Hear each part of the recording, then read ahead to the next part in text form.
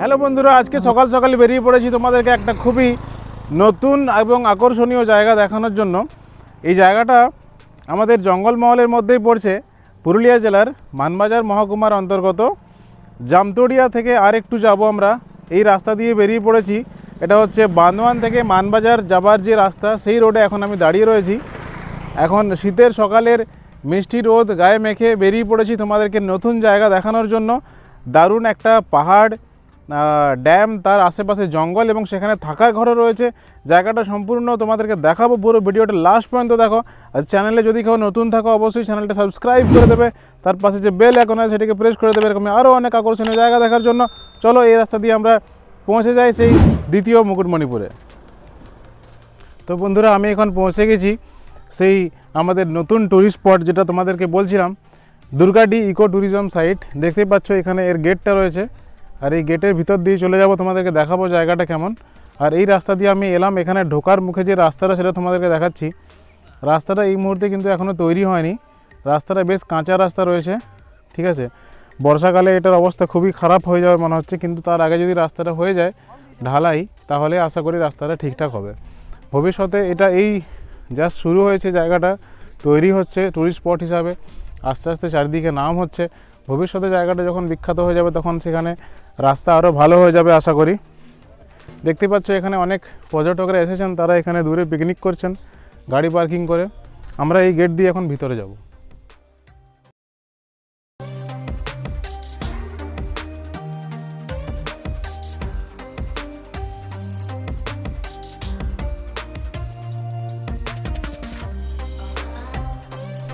তো দেখতেই পাচ্ছ বন্ধুরা এখানে কীরকমভাবে গাড়িগুলো দাঁড়িয়ে রয়েছে। এই রাস্তাটা কিন্তু এখনও কাঁচা, আর ওই সোজা সোজা আমরা যাব, ওইদিকে থাকার জায়গাগুলো অনেকগুলো রুম রয়েছে। তার আগে এই বাঁ দিকে ঢুকে তোমাদেরকে দেখাচ্ছি, এখানে একটা ভিউ পয়েন্ট রয়েছে, আর এখানেও থাকার দুটি রুম রয়েছে।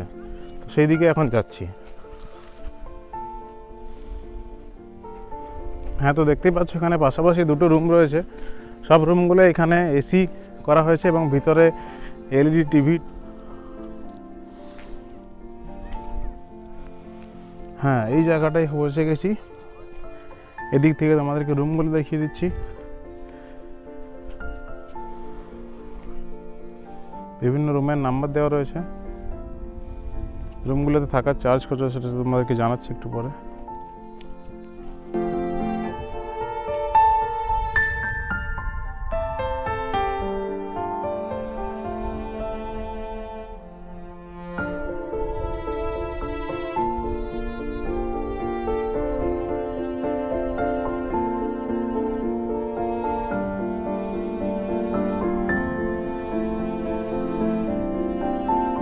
এটা আসলে মুকুটমণিপুর ড্যামেরই আরেকটা পার্ট। দেখতে পাচ্ছ ওই দিকে যে দ্বীপটা রয়েছে, সেইটা পেরিয়ে অনেক দূর চলে গেলে হয়তো মুকুটমণিপুর পৌঁছে যাওয়া যাবে।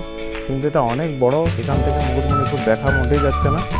অনেকটা বড় এরিয়া জুড়ে এই পুরো আমাদের ড্যামটা তৈরি হয়েছে, ঠিক আছে। দেখতেই পাচ্ছ কী পরিমাণ বৃহদের আয়তন, বিস্তৃতি।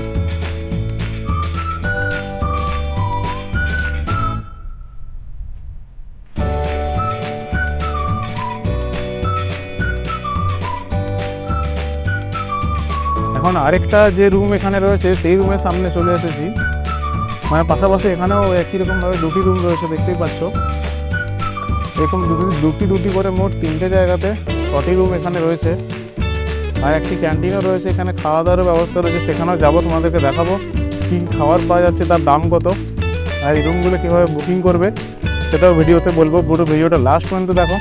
আর এই রুমগুলোর সামনে এরকমভাবে বসার জায়গা করা রয়েছে। এই বসার জায়গাগুলোতে বসে ড্যামের সৌন্দর্য উপভোগ করতে পারো। অনেক বড় ড্যামটা, সুতরাং দারুণ একটা সৌন্দর্য, মানে জাস্ট অসাধারণ, ফাটাফাটি লাগছে বলা যায়। দেখতে পাচ্ছ এখানে এইভাবে ব্যারিকেড করা হয়েছে রিসেন্টলি। এই জায়গাটা এখনও পুরোপুরি তৈরি হয়নি। এখানে বোটিং চালু হলে আরও জায়গাটা খুবই আকর্ষণীয় হয়ে উঠবে বলে মনে করি। এখানে এইরকমভাবে সাইডে ব্যারিকেড করা হয়েছে ঢালাই দিয়ে নতুন। আর দূরে কিছু দ্বীপ দেখা যাচ্ছে এই ড্যামের মধ্যে। ড্যামের যে ব্যাপ্তি সেটা কিন্তু সুবিশাল।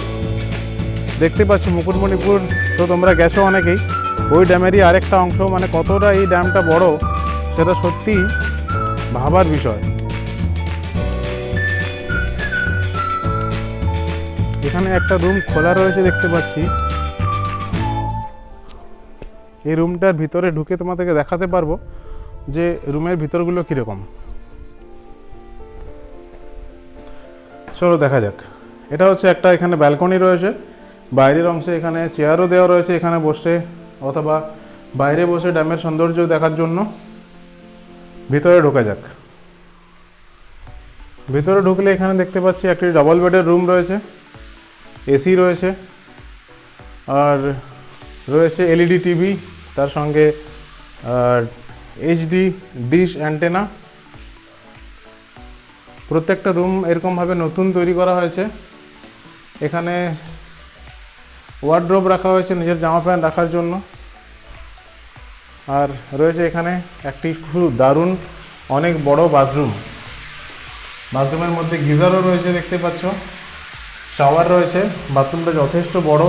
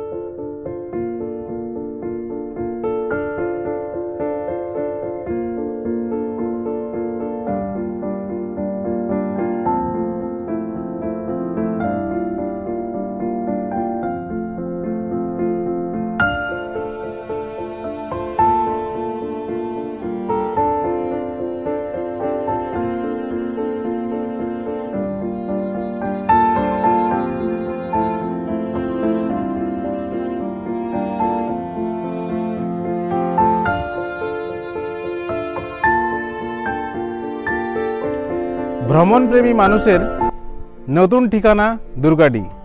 সপ্তাহের শেষ দুদিনে ঘোরার জায়গা দুর্গাডি।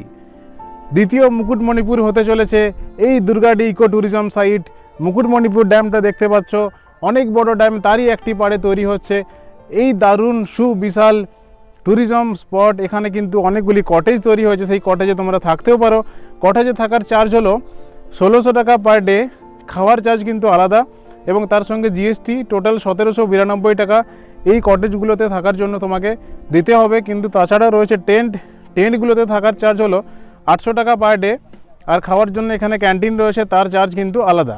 বুকিং কিভাবে করবে, তার এই ফোন নাম্বারে তোমরা ফোন করে বুকিং করে নিতে পারো, অথবা দুর্গাডি ইকো ট্যুরিজমের একটি সাইট রয়েছে সেখানেও বুকিং করতে পারো, অথবা পঞ্চায়েত ট্যুরিজমের একটি সাইট রয়েছে সেখান থেকেও তোমরা এখানে থাকার জন্য বুকিং করে নিতে পারো। আসার জন্য কলকাতা থেকে কিভাবে আসবে, কলকাতা থেকে আসতে গেলে প্রথমে তোমরা ট্রেনে বাঁকুড়া স্টেশন চলে আসতে পারো, সেখান থেকে ছোট গাড়ি করে পৌঁছে যেতে পারবে এই দুর্গাডি মানবাজার হয়ে। আর যদি বাইকাররা কেউ আসতে চাও তাহলে দুর্গাপুর হয়ে বাঁকুড়া ভায়া মানবাজার হয়ে এই দুর্গাডিতে পৌঁছে যেতে পারবে। দারুণ একটা মন মুগ্ধকর জায়গা, অসাধারণ লাগবে জায়গাটা। এসো তোমরা সবাই দেখে যাও, দারুণ একটা প্রাকৃতিক সৌন্দর্য। জায়গাটা এই জাস্ট গড়ে উঠছে, নতুন একটা দারুণ ট্যুরিস্ট স্পটের সন্ধান দিলাম। কেমন লাগছে জায়গাটা তোমরাও কমেন্টে অবশ্যই জানাবে। তো চলো, ওইদিকে একটা চিলড্রেন্স পার্ক রয়েছে, ওইটা তোমাদেরকে দেখাই।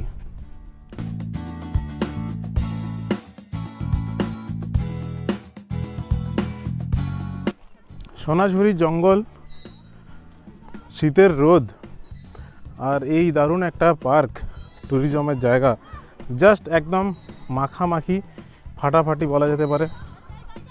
দেখতে পাচ্ছ লেখা রয়েছে children's park Durgadi eco tourism site. এটাও জাস্ট নির্মীয়মান বলা যেতে পারে। ছোটদের দোল খাওয়ার জায়গায় বড় দাদারা দোল খাচ্ছেন। বাচ্চারা কীভাবে এখানে আনন্দ করে চলেছে দেখো। প্রচুর বসার জায়গা রয়েছে, নিজের বন্ধু বান্ধবের সঙ্গে বা পরিবারের সঙ্গে আসতে পারো। এখানে একটি ফোয়ারা তৈরি হচ্ছে, এখনো পর্যন্ত কাজ কমপ্লিট হয়নি মনে হচ্ছে। কমপ্লিট হয়ে গেছে। ও রাত্রিবেলা চালু করা হয় আর লাইটিং করা আছে, রাত্রিবেলা এটি চালু করা হয়। হ্যাঁ,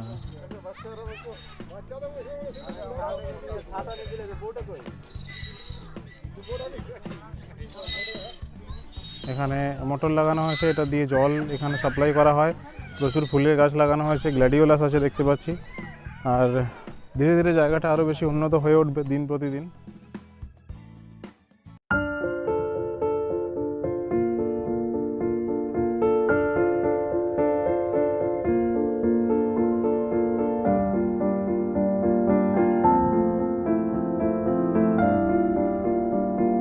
তো এই পার্ক থেকে বেরিয়ে আবার সেই কাঁচা রাস্তা ধরে যাচ্ছি এখানে যে রেস্টুরেন্টটা আছে সেখানে।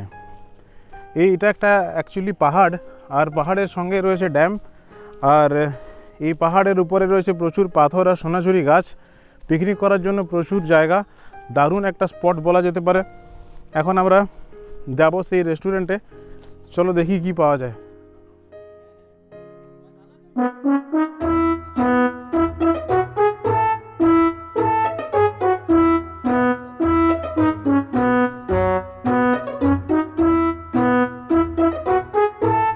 এটা হলো এখানের এই ক্যান্টিন বা রেস্টুরেন্ট বলতে পারো। দেখো গোল করে জায়গাটা করা হয়েছে, আর সুন্দর এখানে চেয়ার লাগানো আছে, বসে তোমরা এখানে খাওয়া দাওয়া করতে পারো। আর উপরে করা রয়েছে টিনের শেড, দারুণ তৈরি করা হয়েছে নতুনভাবে, জাস্ট একদম নতুন কালার। এখানে বসেও তোমরা খেতে পারো, অথবা এখানে বাইরে বসেও খাওয়ার ব্যবস্থা রয়েছে বোন ফায়ারের সাথে। প্রত্যেকটা কটেজের সামনেও এখানে বোন ফায়ারের ব্যবস্থা রয়েছে, সেখানেও তোমরা সন্ধ্যাটা এনজয় করতে পারো।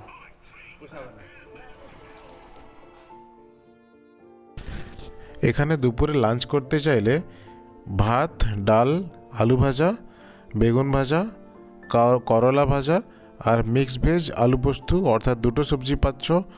আর তার সঙ্গে ডাল রয়েছে, সবশেষে রয়েছে চাটনি, দই আর মিষ্টি আর পাঁপড়। এই থালিটা হলো 150 টাকায়, আর যদি মাছ নিতে চাও তাহলে সেই থালিটা হবে 200 টাকা। এখন তোমাদেরকে দেখাচ্ছি যে দিকটা দিয়ে আমি ঢুকেছিলাম মেন গেটে, তার বাঁ দিকে নিচের একটা যাওয়ার রাস্তা রয়েছে। সেই রাস্তাটাতে নিচের দিকে নেমে সেখান থেকে ভিউটা দেখাবো, সেটা আরও সুন্দর লাগবে দেখতে। আর সেখানে কিন্তু হাতে চালানো অর্থাৎ দাঁড় টানা নৌকো রয়েছে।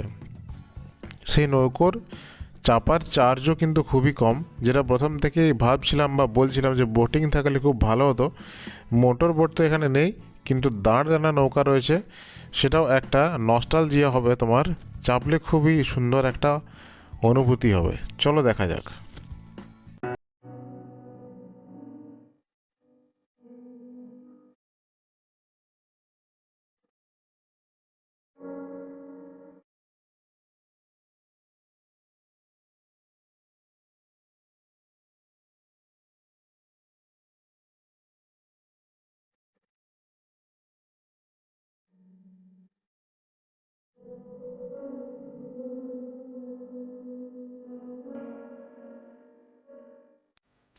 সত্যি এই জায়গায় এসে বিখ্যাত কবি জীবনানন্দ দাশের সেই লাইন মনে পড়ে যায়, বাংলার মুখ আমি দেখিয়াছি তাই পৃথিবীর রূপ দেখিতে চাই না আর।